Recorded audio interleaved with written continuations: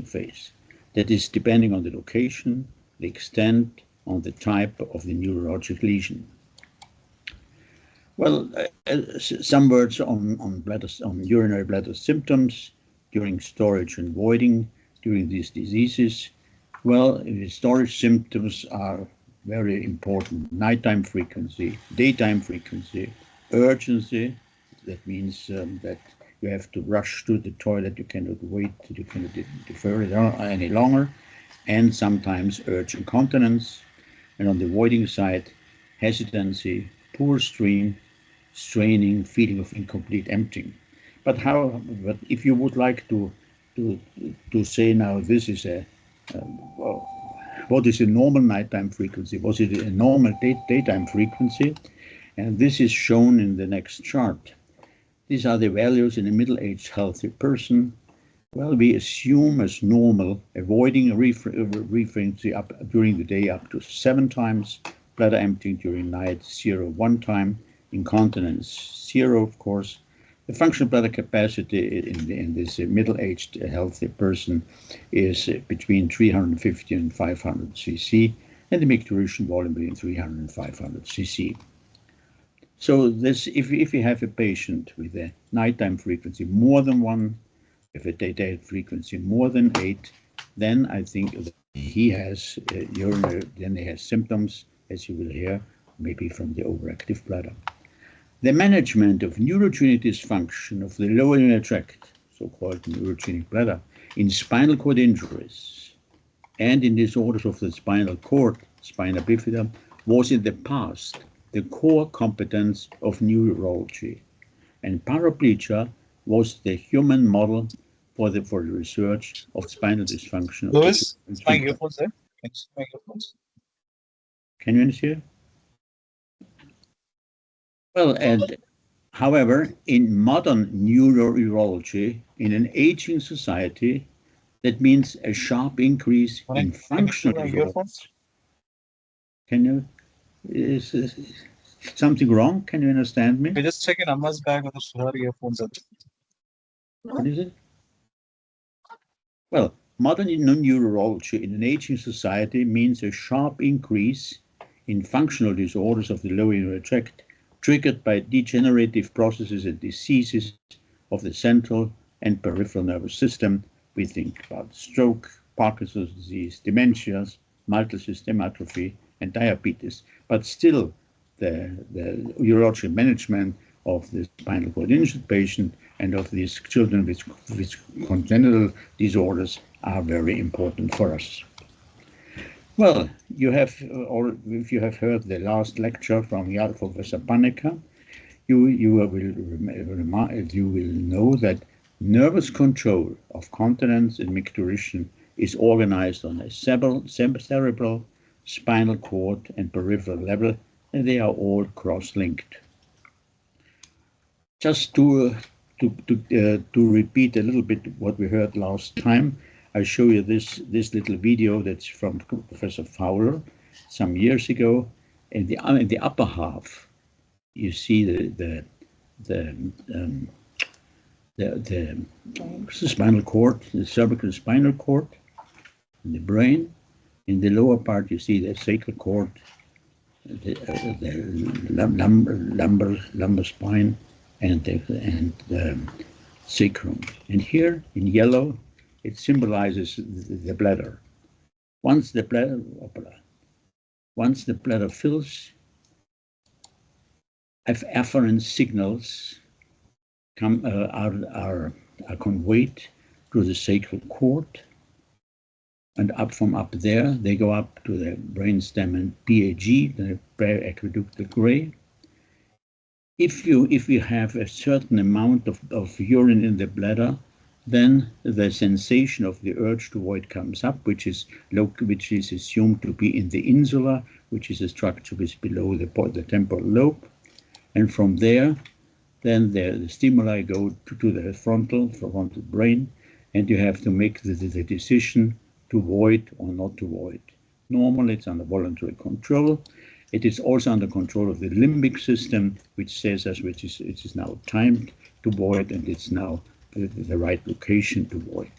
And from there, it goes down via the PHE to the brain stem and down all the way again in the periphery to the bladder, and voiding takes place. Just a short reminder. Well, nowadays we are well aware that neurologic lesions causing LUTs are diverse. They differ depending on the parts of the nervous systems affected and on the neurological disease we are dealing with, thus causing different symptoms, different signs, different urodynamic observations, which we will learn in the next lectures, and need different therapeutic approaches. Well, what are the characteristics of a neurogenic lower tract dysfunction? Well, the detusor and sphincter may become overactive or underactive. Underactive may be also acontractile. Mostly the detusor and sphincter are affected from the same type, but sometimes also differently. Also a normal function of the counterpart is possible. So patients may have twofold problem, a storage problem, which mostly is incontinence, and an emptying problem, which means impaired voiding. Well, some years ago, I described this, I published this chart, and if each of these drawings, as you will see, symbolize the detusor, and here the sphincter, to make it clear that, the structures drawn in with thick lines means that they are overactive, and structures with thin line, which are thin line, means underactivity, and in green means normal function. So each of these drawings symbolize the detusor and sphincter to make it clear that mostly the detusor and sphincter are affected, and both deserve our attention. You will see here, we start then in a moment with suprapontine lesions, and we see that the detusor becomes overactive, but the sphincter is more or less normal. But when we come further down, then to the spinal cord lesion, to the especially supraspinal cord lesions, then you see that you have overactive detusor in combination with the overactive sphincter. Well, we go step by step and further down. Well, having in mind this chart, seeing that mostly the detusor and sphincter are affected, then we would like to ask, is neurogenic bladder or neurogenic bladder dysfunction, are they good terms? Well, they're not, because the terms neurogenic bladder and neurogenic bladder dysfunction are misleading. Mostly bladder and sphincter are affected, and for urologic management, both the detusor and sphincter dysfunction have to be considered, and we should use the following term instead: neurogenic lower urinary tract dysfunction, NLUTD. And another phenomenon which I would like to address already now is synergy and dyssynergy between detusor and sphincter during voiding, and I will give you then the explanation in the next chart. Normal voiding or synergistic voiding means that you have a detusor contraction, and together simultaneously you have sphincter relaxation. Dyssynergic, pathologic voiding means that you have a detusor contraction again, but instead of relaxation of the sphincter, you have a sphincter contraction with the consequences we will discuss in a moment. So, what is the important point? And why does in some lesions, you find the detusor sphincter dyssynergia, in others not? Well, the normal detusor reflex is a brainstem reflex, here in red. And this normal functioning detusor reflex is a prerequisite for detusor sphincter synergia, detusor contraction, sphincter relaxation. Well, the brainstem you see here, the M and L regions, you have Jalesh was talking about this last time. And the brain is inhibitory during storage. However, if you have a lesion above the brainstem, then the brainstem reflex, this red, remains intact, and the detusor sphincter synergia is preserved. However, if you have a lesion in the brainstem in the pontine area, or you have a lesion along the spinal cord, then the brainstem, this reflex is disturbed, is lesioned, and then you have dysynergic voiding. You have detusor sphincter dysynergia. So if you remember this chart, you will also remember that lesions above the brainstem normally have no detusor sphincter dysynergia, but lesions of the brainstem and lesions along the spinal cord may have in a high majority detusor sphincter dysynergia. Well, this is the classification of urogenic LUT dysfunction nowadays according to the anatomy of the lesion. The spinal cord is wrong here. Is the anatomy of the lesion. You see, we have suprapontine lesions. We have pontine brainstem lesions. We have spinal cord. We have to distinguish between suprasacral and sacral lesions, and we have the subsacral and peripheral lesions. These are the topics of my talk now. Well, if you have suprapontine cerebral lesions, we have heard that the net effect of the brain on the bladder is inhibitory, and control over the bladder becomes defective. So with this cerebral detusor overactivity, the clinical symptoms with detusor overactivity are urgency, increased frequency, urge incontinence. Sometimes when you have a severe damage of the brain, maybe in the late stage of Alzheimer's disease with global brain atrophy involving frontal, temporal, and parietal areas, then you have also unawareness incontinence, that the patient loses urine, is incontinent, and he does not be aware of it. So suprapontine cerebral lesions, they have to go with degenerative diseases, then Parkinson's, dementia, head injury, tumors, and encephalitis. But I think this is what I say is very simplified, because what is behind it's much more complicated. And this was also a research in Parkinson's disease years ago. It was found that we have two types in substantia nigra of receptors.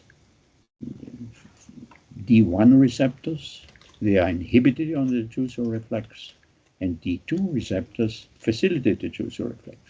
And it was assumed that LUT dysfunction in Parkinson's disease, resulting in overactive bladder, may be due to either too little inhibition or too much facilitation. Inhibition of D1, too much facilitation of T2, and it also becomes more complicated if you see that these networks from the basal ganglia is also involved in the micturition control, and at the end you have the micturition circuit schematically, hypothalamus, BAG, PMC, sacral cord, and you see that at the end we think that GABA has a strong influence on the micturition reflex, which can be important, which can be also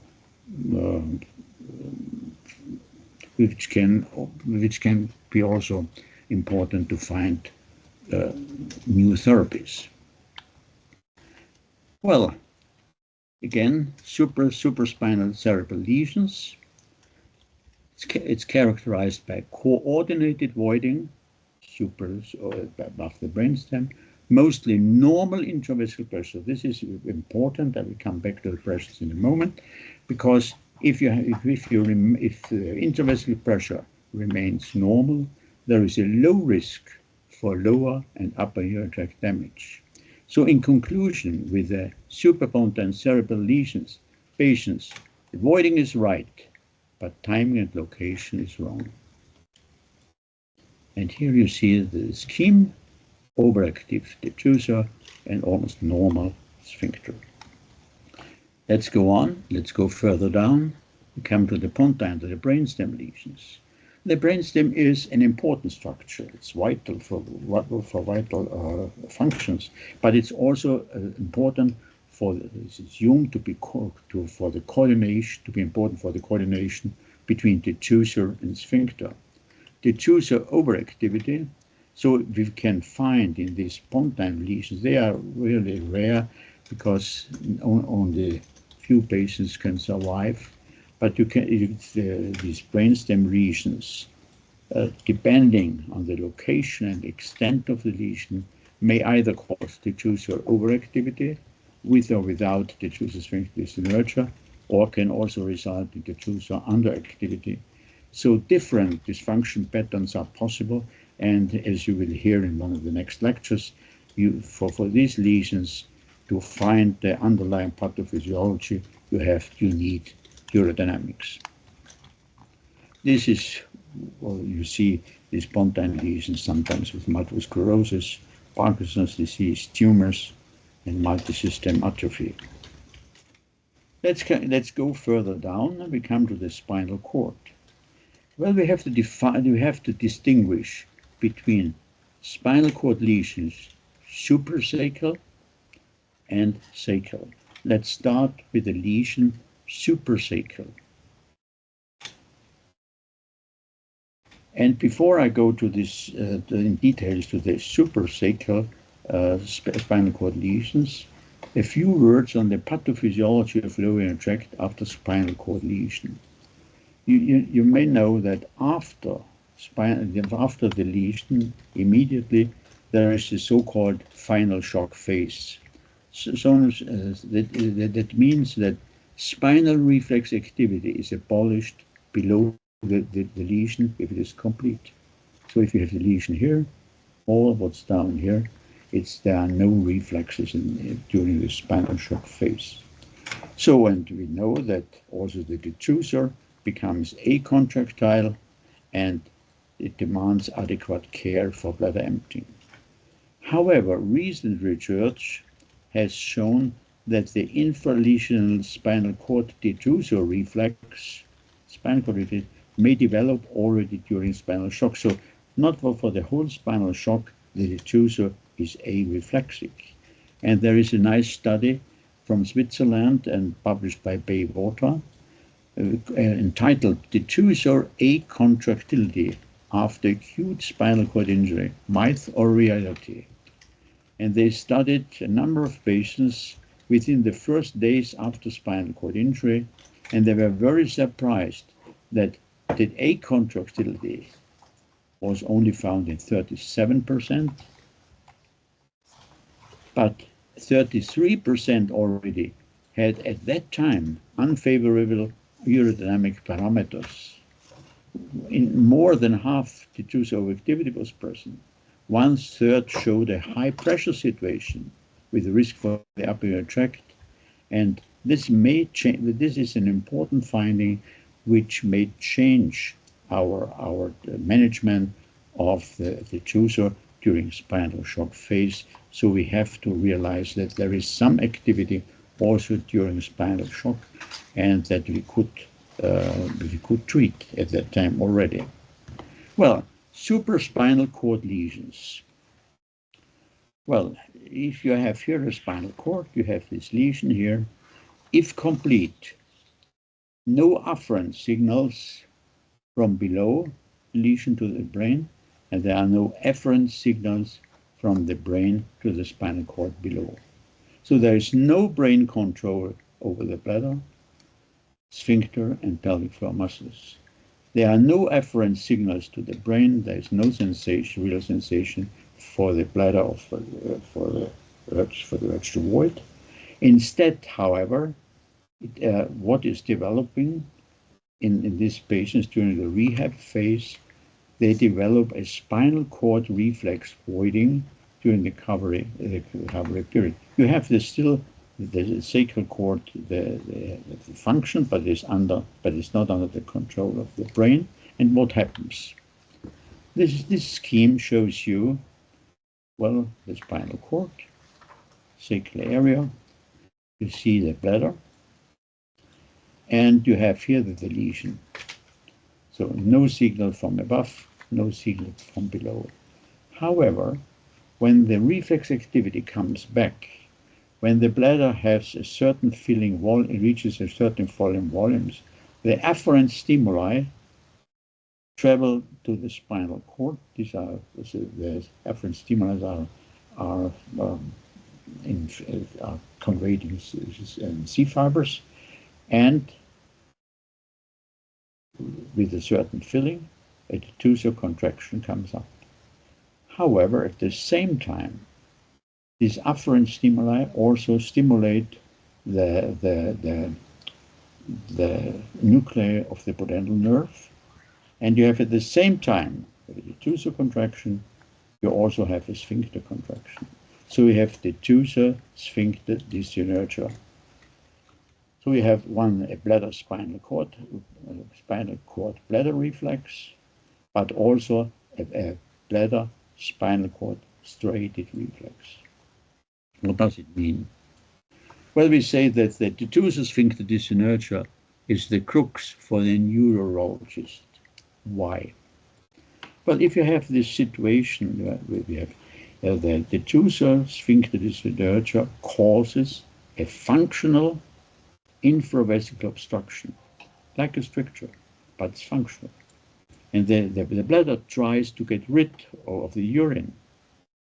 It increases the bladder pressure. The bladder wall goes thick and trabeculated.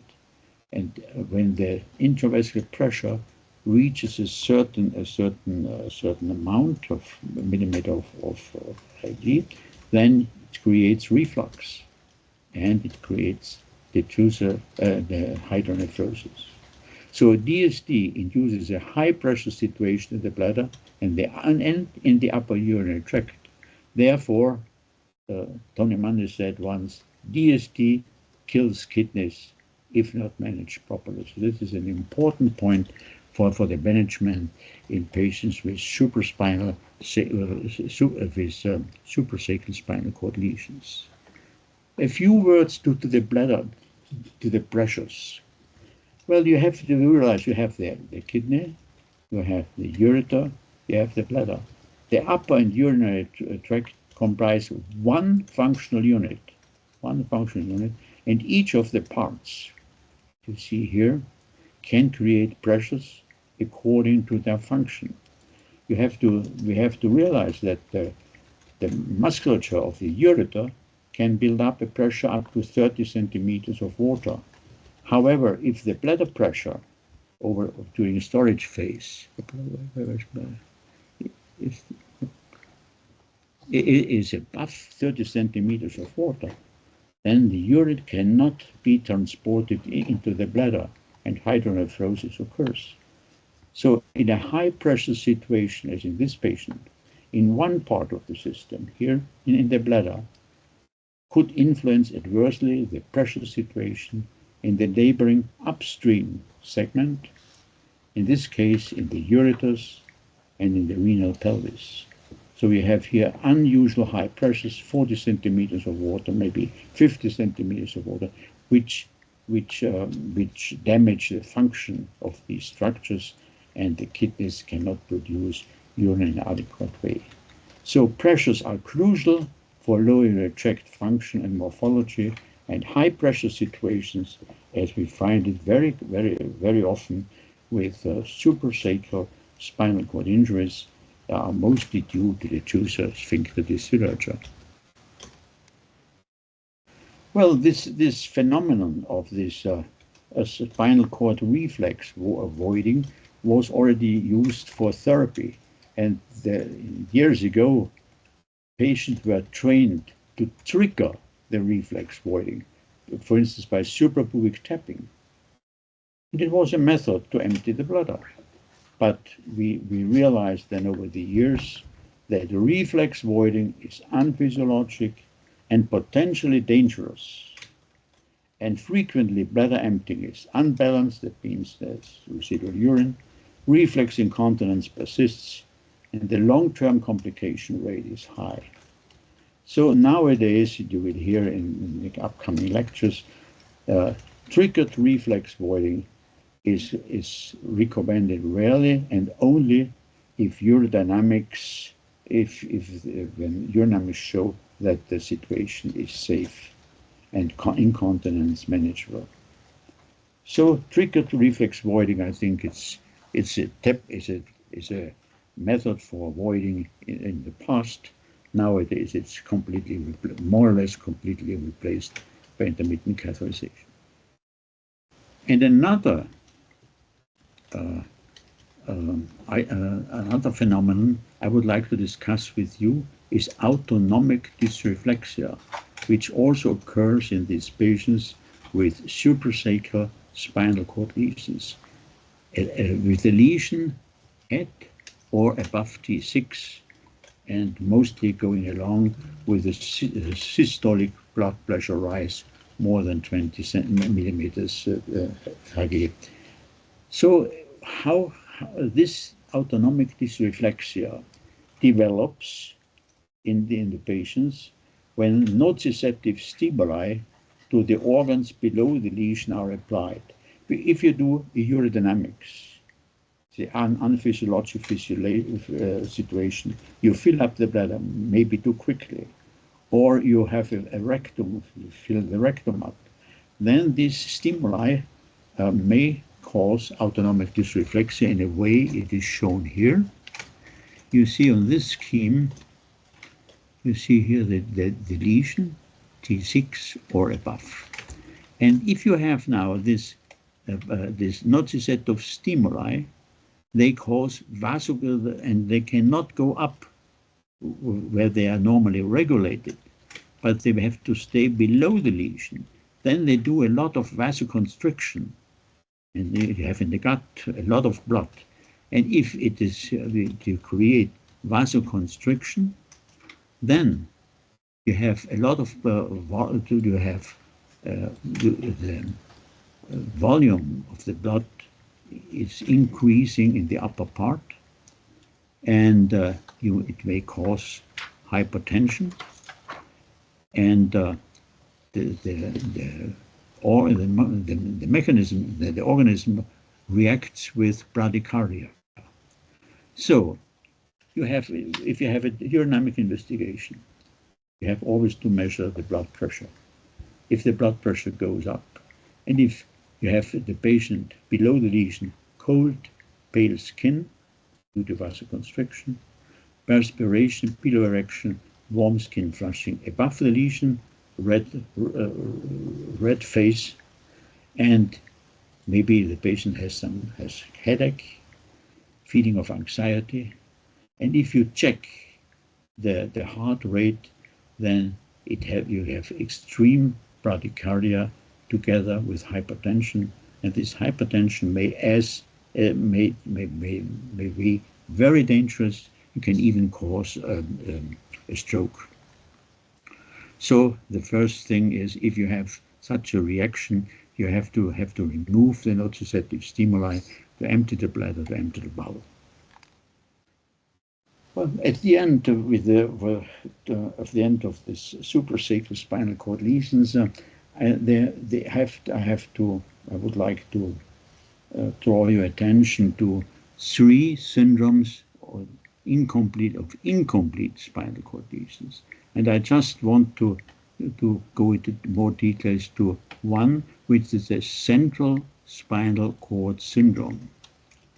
Due to a traumatic neck overdistension in a car accident, during a fall, but then the cervical spinal cord may be injured, but in a very distinct way.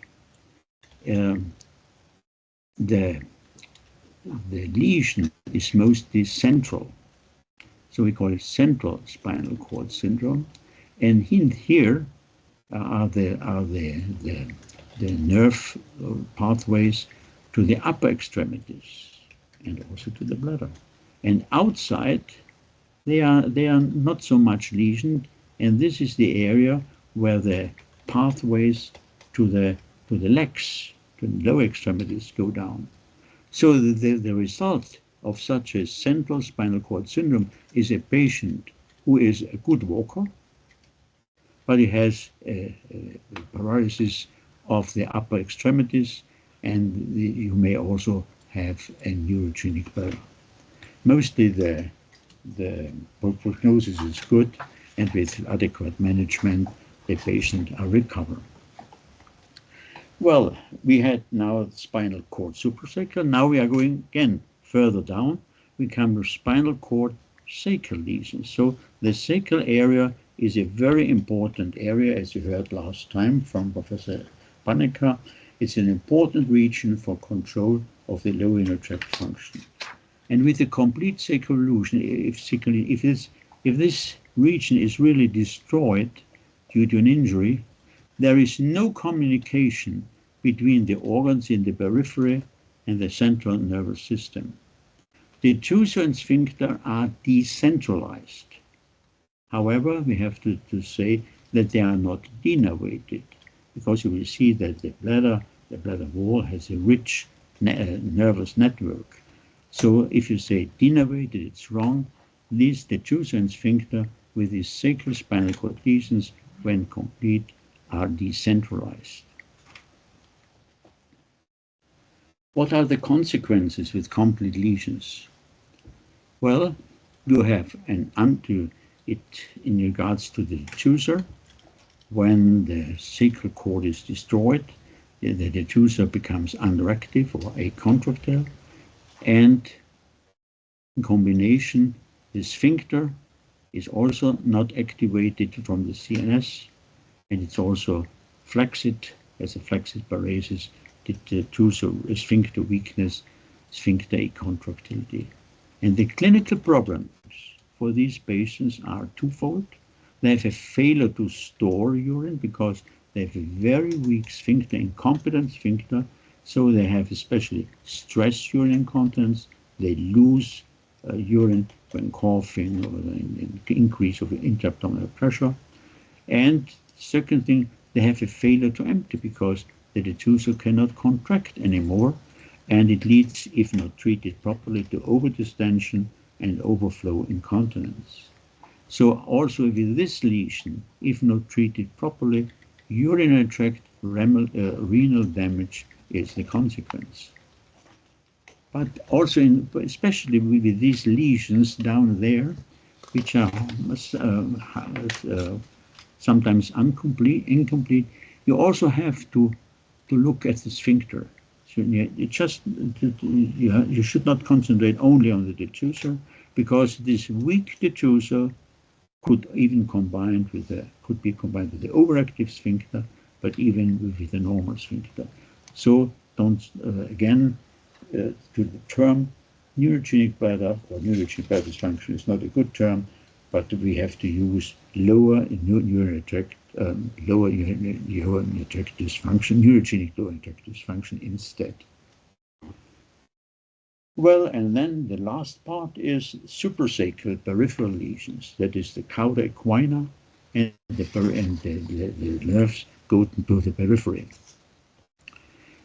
I show you this chart to remind you that the conus medullaris, the level of the conus medullaris in the adult is the thoracic vertebra 12. You don't think, sometimes it's assumed it's much lower, but it is at T12. So below T12, the fracture, you don't have a conus lesion, but you may have cauda equina lesions. And then we have the periphery. And peripheral nerve lesions have also, of course, LUT dysfunction, with clinically impaired voiding with residual urine and decreased sensitivity for the urge to void. However, some of these patients have indirect sensation for bladder fullness through the peritoneal lining of the bladder or to via sympathetic nerves which bypass the spinal cord. And in regards to herniated lumbar disc and cauda equina lesion, I would like to draw your attention to the fact if you have here the cauda equina. Here is the disc hernia, and if you have a lateral disc prolapse here, it's unlikely to compress the cauda equina. However, if you have a central disc protrusion, then the cauda equina may be compressed severely and can cause severe lower urinary tract dysfunction, especially the detussor underactivity and sphincter underactivity. And one other reason for peripheral nerve lesions leading to neurogenic lower tract dysfunction are lesions of the plexus pelvicus. You know, the plexus pelvicus innervates the bladder, the uterus, the rectum, and it's a rich network of afferent and efferent works, of parasympathetic and sympathetic works. And with radical pelvic surgery done by the urologist, by the gynecologist, by the surgeon, that can cause really severe damage of the detussor innervation. However, the pudendal nerve, somatic nerve, which is very far laterally, is often not compromised. It is normal. And again, to the detussor underactivity and acontractile bladder, if we speak of detussor underactivity, then we mean a contraction of the detussor of reduced strength and duration, resulting in prolonged bladder emptying and a failure to achieve complete bladder emptying within a normal time span. However, if it's acontractile detussor, this means that you don't see any contraction during urodynamics whatsoever. So both are urodynamic diagnosis, and you will hear within the next lecture about the value of urodynamics for differentiating these lesions. And neurogenic detussor underactivity, beside the neurogenic etiology, there are many other etiologies, but we from the neurology side, we say injury lesion to the spinal cord and cauda equina, herniated disc, vertebral stenosis, pelvic fractures, iatrogenic factors, radical pelvic surgery, or also diabetes mellitus. We have not mentioned it yet, but it can cause a damage on the motor and on the sensory function, and mostly it is on the sensory function first, but it can cause detussor underactivity, but also cause detussor overactivity. And you have multiple sclerosis, infection, neurological problems. Well, I will finish with this chart, which you remember that Yalish have showed you at the end of his talk. If we have supraspinal cord lesions, well, stroke, Parkinson's, tumors, trauma, dementias, you have mainly storage symptoms, overactivity, for instance, detussor overactivity, with a low residual urine because voiding is coordinated, and the pressures are mostly normal, and they are not dangerous for upper urinary tract deterioration. However, with spinal cord lesions, especially supraspinal cord lesions, well, you have storage and voiding symptoms, you have post-void residual urine, you have detussor overactivity together with detussor sphincter dyssynergia.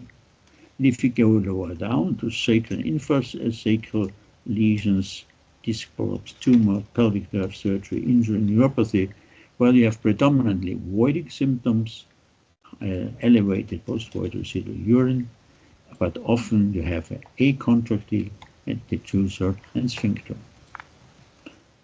Well, the neurological management, as you can understand now, has two main goals: to prevent deterioration of the kidneys, especially to normalize pressures, to permit to survive, and to have a good bladder management, especially in regards to incontinence, to permit quality of life.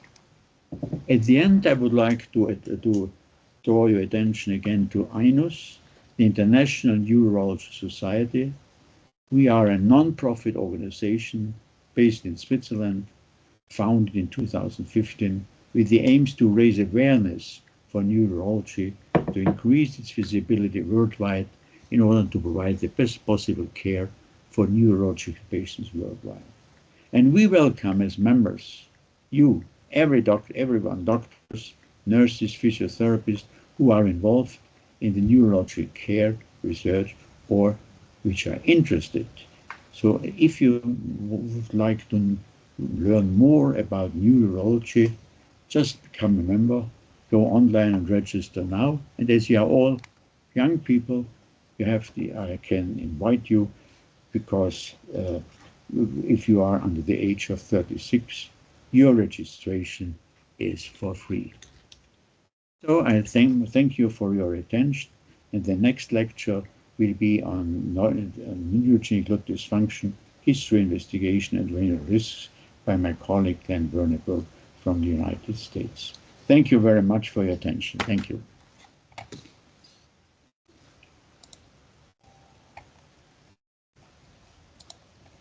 Thank you, Professor Helmut. It was a very insightful lecture. Thank you. And sorry for that I can't introduce, first of all. It was very honored to have you.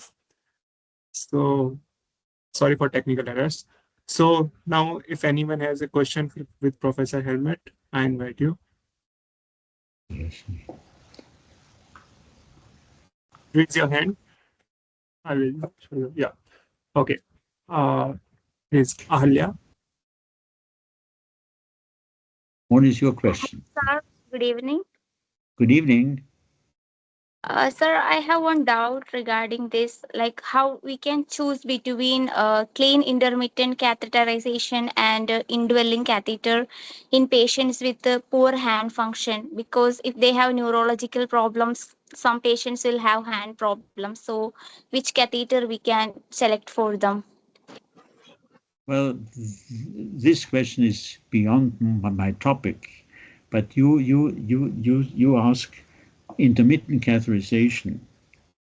Well, it is the method of choice of bladder emptying nowadays, but there are few patients who cannot manage it and who have no other persons, third persons or other parties who can do it for them. And then, in some cases, we still have to insert an indwelling catheter. And the other side, we see that also the age of injured people, if spinal cord injury, is increasing. And if you have a 70-year or 75-year or 80-year-old patient, if you give him an indwelling catheter, I think he would not have too much harm, because the major complications come after 5 years, 5 to 10 years. And the life expectancy is not as long with these patients. Could I answer this partly your question?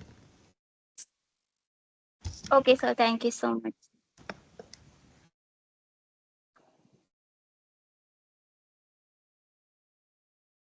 That's it, right? Second question is from Kumar.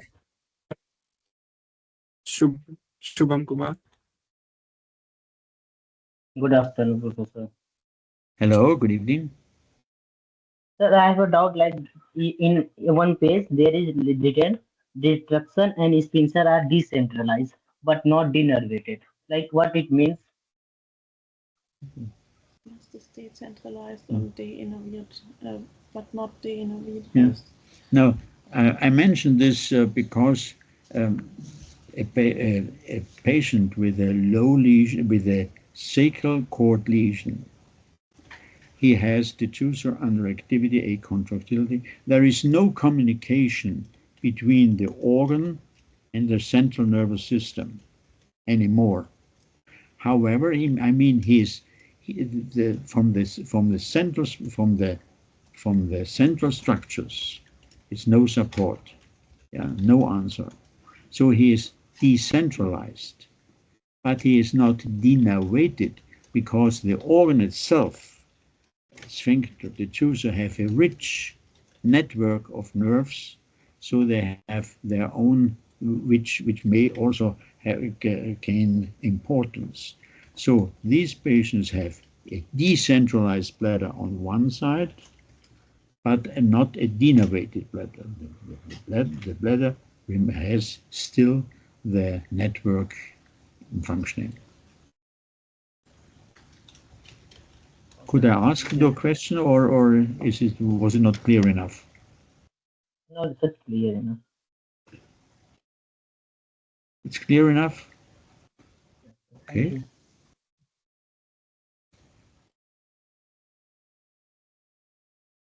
Professor, next question is from Imtiaz Ahmed. Hello. Hello, good evening. Good evening, Professor. First of all, wonderful webinar and lecture.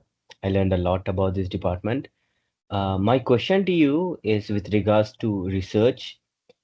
How do you see this particular specialty of neuro-urology being developed with regards to research? And do you think there's a lot of opportunities or a lot of undiscovered topics within this that is yet to be explored?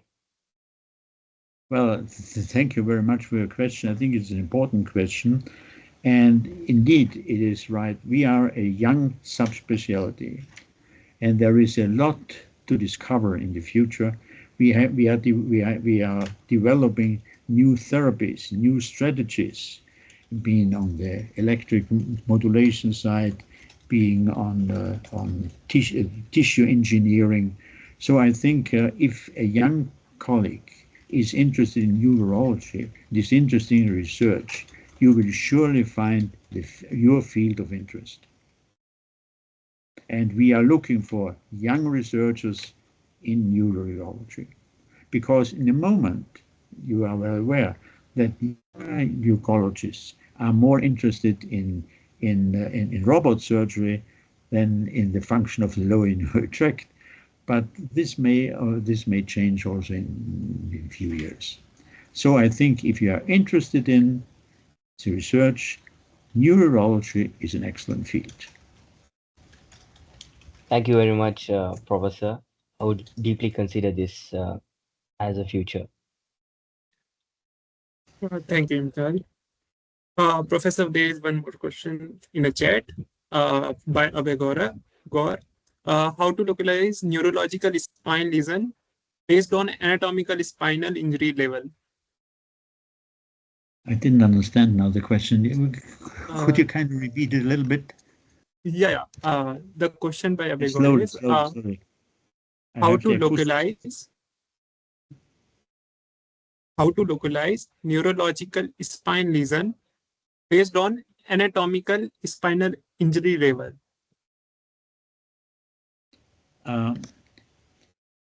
You mean how can we diagnose the level of the injury? Yeah, I think he wants to. Is this a question?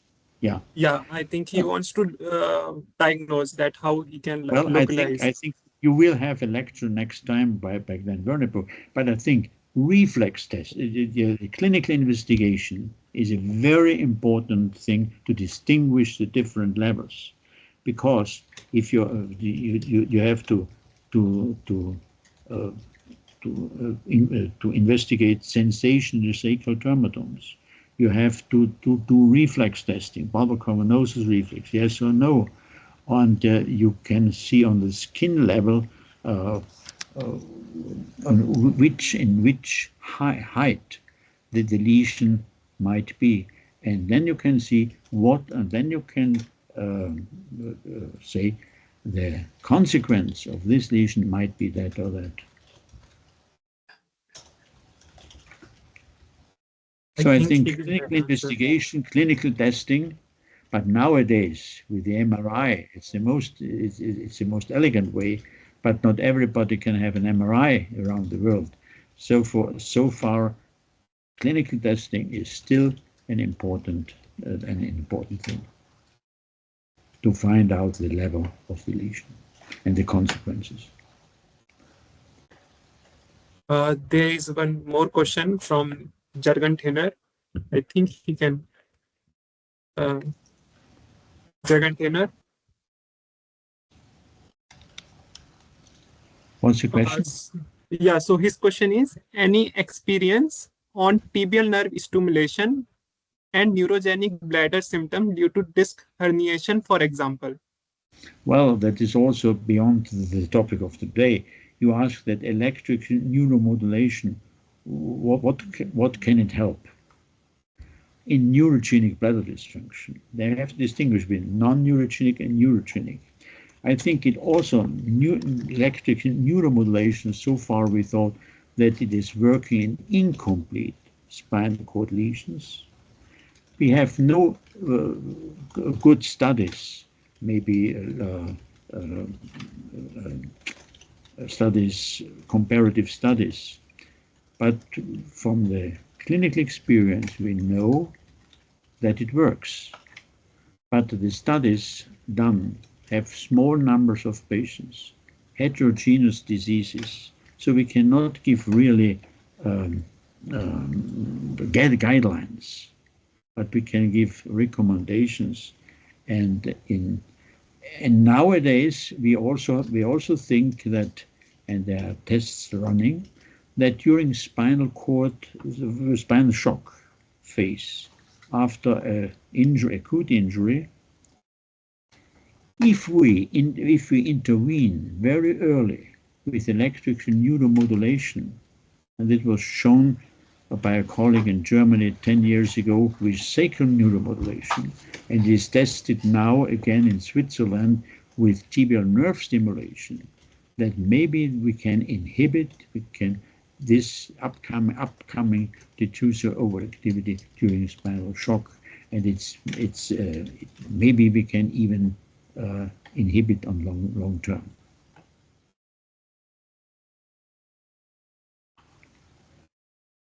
Thank you, Professor, for great explanation. Now, Professor Ruth wants to ask. Professor Ruth.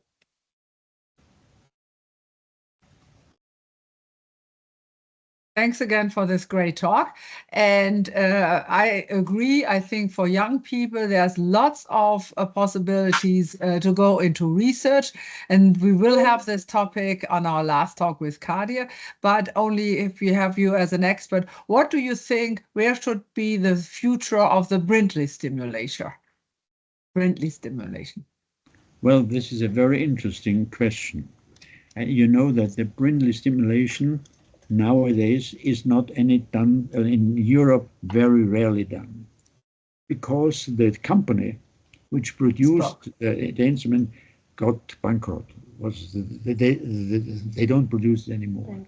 However, on the other side of the ocean, the Atlantic, in Colombia, there is a colleague who is also working in the INUS, who uses a lot of a little bit modified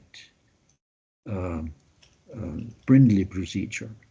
He does the denervation, not intradural but extradural. From my opinion, it's not so elegant, but it is easier. And he has already now 130 patients in Colombia, from Colombia and surrounding countries, spinal cord injured patients with a suprasacral spinal cord lesion, which are very satisfied with the procedure. Either they get acontractile, they have no autonomic dysreflexia anymore, and you can avoid by electrostimulation. I think there is it will come back. It will come back. Maybe with a with an improved design and with a easier technique, hopefully. Yes, I agree. And I only wanted to mention that there is a working group also meeting at the ISCOS, to look into the future. And what my concern is, we want to get young researchers enthusiastic in our field. And this might be a very promising field to get an old device revised and modified. And I think it could be an opportunity for underdeveloped countries, and as my heart beats for Ukraine, and with so many veterans now suffering from spinal cord injury, they need all the options for therapy they can get for the future. Well, it's okay. Thank you, Professor. I think we need these groups because we have a problem. We have now still patients having this device with 20 years, 25 years, but they have now, they need a repair. Who does the repair in the moment? It's really a difficult question. And there are only a few people in Europe who can do it now, and they're getting older. Thank you, Ruth. Thank you, professors. I think there is 2 more questions we can take. We can take, Professor. So, Yeah. Okay, so I want to invite Botnari Christina. Good evening. My question is, considering that high bladder pressure can negatively affect the upper urinary tract segments, how do you recommend a long-term monitoring of this patient to prevent renal function deterioration? Well, your question was if you have a high pressure situation in the urinary tract, how can yes, you? if you had, how we can monitor these patients to well prevent renal function. If you have a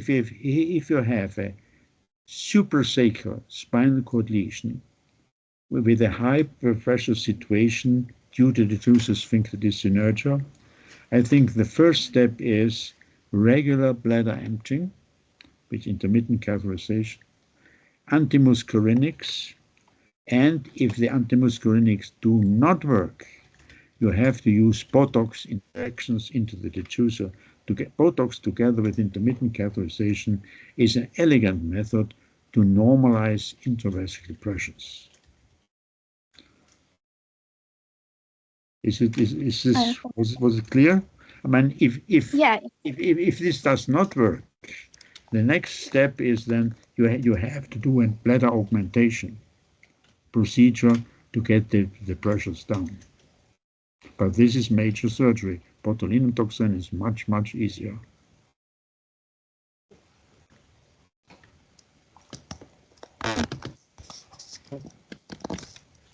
Krishna, is your question is complete? I think there is one more question, Professor, from Manish Mahajan. He wants to ask. Manish? Hello? Yeah. Good evening, Professor. Congratulations for a wonderful lecture and a very detailed outline. My question is how to localize and how to differentiate the contribution from dual lesions. Like especially in elderly population, they have degenerative cerebral or subcortical disorders like Parkinson plus, and they do have compressive cervical myelopathy. At the same time, they suffer from these both disorders. So is there, other than urodynamic study, anything clinically or clinical indicators in the history or examination which we can utilize? I didn't understand you. The last question you said you have a Parkinson patient with compressive cervical myelopathy due to degenerative cervical spine disease. Yeah, I think it's known from the Parkinson's disease. It was Professor Gerstenbrand also in Innsbruck who always said that we have to check that cerebral lesions are coming also from the Parkinson patient, from these rigid movements, and well, it is hard. It's always a matter of investigation. But if a patient has, beside his typical Parkinson's symptoms, also some spinal symptoms, then you have to look afterwards. And nowadays with MRI, I think you can see what happens in the upper cervical spine, upper cervical cord, and if there are alterations which could explain the symptoms. But it is of course it is an important question that these patients may also have concomitant cervical spine lesions. Thank you. Thank you, Professor.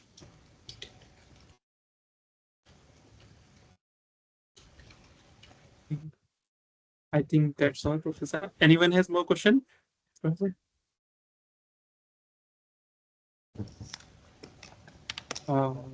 I see no raise hand.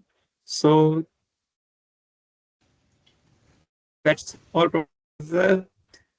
I think thank you so much for the insightful session. It is very glad to hear from you. So now I want to invite you all to open the camera so we can take some good photos. Thank you very much for your attention. I hope you could benefit. Yeah, it was very insightful. Thank you, Professor. So open your cameras. Okay.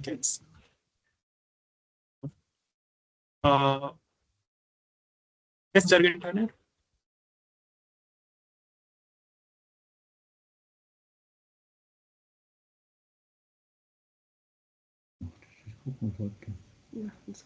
We need some more cameras on. Yeah.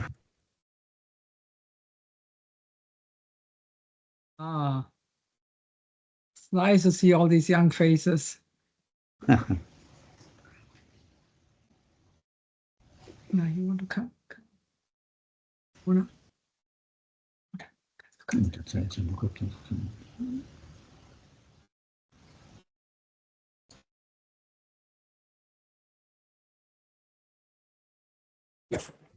So I have a very young face here. Yeah, that's the youngest participant. That's the youngest participant. She was very quiet and very nice. Oh, good. I think she should go into the paper. Do you How see? is her name? How is your name? Oh, it's Mona. It's Mona from Germany and Estonia. Oh, fine. Good. Hello. Estonian pass and a German pass. And she is here in America to learn sailing. Oh. It was very quiet playing. So, Abhinav, I think we don't get more pictures, right? So, yeah. Should I make a screenshot? Yeah, Professor, please. Make a screenshot for memories. Oh, mir screenshot.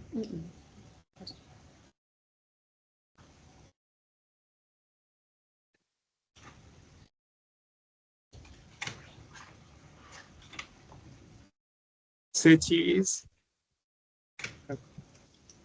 Say cheese. So I'm very glad to see these all the faces. INS is doing, so Professor Ruth and Professor. I think it's good. Wait. I think. Wait. And cheese, everybody. Yeah. So, okay. So, yeah, I really can say thank you to this great crowd and also to Abhinav. He again did a great job managing the techniques, which is not my strength. And also bringing all these young people to this forum. I think this is what INUS needs and what Medsynergy needs, what all these young students need. And of course, for everybody who is also involved in caring for neurourology in Ukraine, which has It is in the very, very, very beginning, but we are glad that we now have 4 urodynamic machines working in Ukraine, and we are working on the 5th and the 6th unit, and I think that is a good start. So, after you want to have the last words. So, just that, thank you for this insightful lecture, Professor Helmut, and thank you to all to joining this lecture, and see you the next week. So, and won't you say how to take the quiz? You're inviting them now to the quiz, right? Okay, so you will just receive the post quiz after this session gets over in just 5-10 minutes. Okay. So, okay. Thank you. Thank you so much to all of you. Goodbye. Have a good evening. Bye. Thank you. Thank you. Thank you, Professor. Thank you, Professor.